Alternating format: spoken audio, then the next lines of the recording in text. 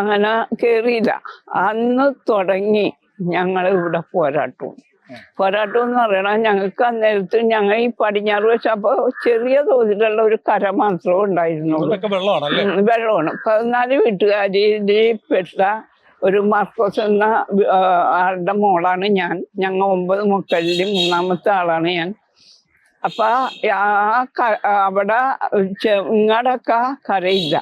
പിന്നെ കടൽ വെച്ച് ഓരോ വീട്ടുകാരും വന്ന് താമസിച്ച് ഈ കടല് കയറി ഒഴുകുന്നതായ സമയത്ത് എൻ്റെ മാതാപിതാക്കള് അന്ന് ഓട മേഞ്ഞ പെരകളാണ്, കുറ്റിയൊന്നുമില്ല. അപ്പൊ പഴയ ചീനകളുടെ ഉറഞ്ഞ കുറ്റികൾ കൊണ്ടാണ് പെര ഉണ്ടാക്കണം. മടല് കൊണ്ട് വെച്ച് കെട്ടി അതിൻ്റെ മറ്റുള്ള സാധനങ്ങളൊക്കെ ഉണ്ടാക്കും.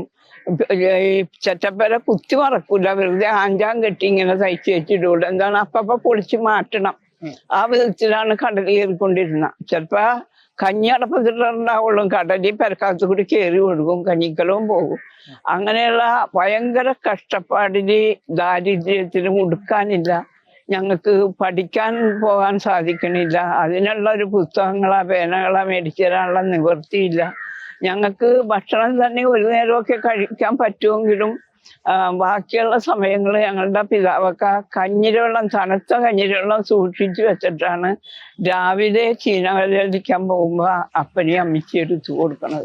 അതെല്ലാം കഴിഞ്ഞിട്ട് നമുക്കൊരു വീട്, കിടപ്പാടം എന്നുള്ള സ്വപ്നമൊക്കെ നമ്മൾ പൂർത്തീകരിക്കാൻ പറ്റും. അതെല്ലാം കഴിഞ്ഞ് അതെല്ലാം കടന്നു പോകുന്നു.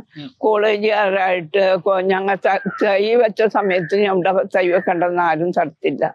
കൂടുതൽ വാർത്തകളും വിശേഷങ്ങളും നിങ്ങളിലേക്ക് എത്താൻ ABC മലയാളം സബ്സ്ക്രൈബ് ചെയ്യുക, ബെൽ ബട്ടണും അമർത്തുക.